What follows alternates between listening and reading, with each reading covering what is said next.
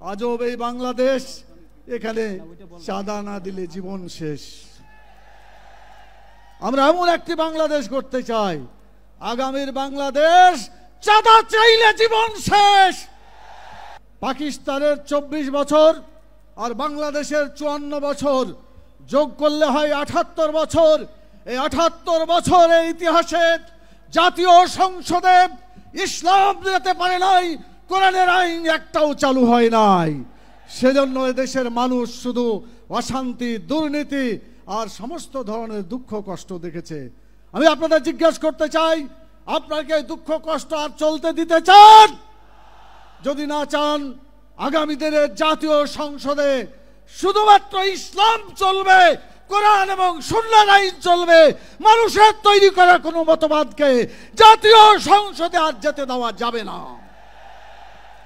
এটা যদি আপনারা করতে পারেন, আমরা সুখে এবং শান্তিতে বসবাস করব। রাসূল সাল্লাল্লাহু আলাইহি ওয়াসাল্লাম বলেছেন, অন্যায় দেখলে হাত দিয়ে প্রতিহত করো, না পারলে পারে মুখ দিয়ে চিৎকার করো, না পারলে অন্তর থেকে প্রচেষ্টা চালিয়ে যাও। আমরা অন্তর দিয়ে অনেক দিন প্রচেষ্টা চালিয়েছি, এখন চিৎকার করার সময় এসেছে। আমাদের এখন শক্তি দিয়ে অন্যায়কে, দুর্নীতিকে প্রতিরোধ করার সময় এসেছে। আপনারা কি রাজি আছেন প্রতিরোধ করতে?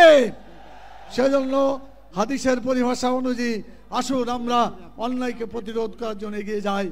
আজব এই বাংলাদেশ, এখানে চাঁদা না দিলে জীবন শেষ। আমরা এমন একটি বাংলাদেশ করতে চাই, আগামীর বাংলাদেশ চাঁদা চাইলে জীবন শেষ। এই আইন চালু করতে হবে, তাহলে চাঁদা বন্ধ হয়ে যাবে। ঘুষ মানুষের দুর্নীতির অন্যতম উৎস। রাসূল সাল্লাল্লাহু আলাইহি ওয়াসাল্লাম বলছেন, ঘুষ যে দেয়, ঘুষ যে নেয়, উভয় জাহান্নামে। এই জাহান্নামের হাত থেকে বাঁচানোর জন্য যারাই ঘুষ চাইবে তার জবাব হচ্ছে, ঘুষ চাইলে মারবেন ঘুষি, জনগণ হবে খুশি। আপনারা কি পারবেন? ঘুষ চাইলে ঘুষি মারতে পারবেন? তাহলে ওই হাত দিয়ে, শক্তি দিয়ে প্রতিরোধ করা হবে। তবে আমরা বিশ্বাস করি আইনসম্মতভাবে, রাষ্ট্রীয়ভাবে আল্লাহর আইন চালু হবে। শক্তি দিয়ে অন্যায়কে, ফিতনাকে, দুর্নীতিকে চিরদিনের জন্য স্তব্ধ করে দিতে হবে। আপনারা কি রাজি আছেন?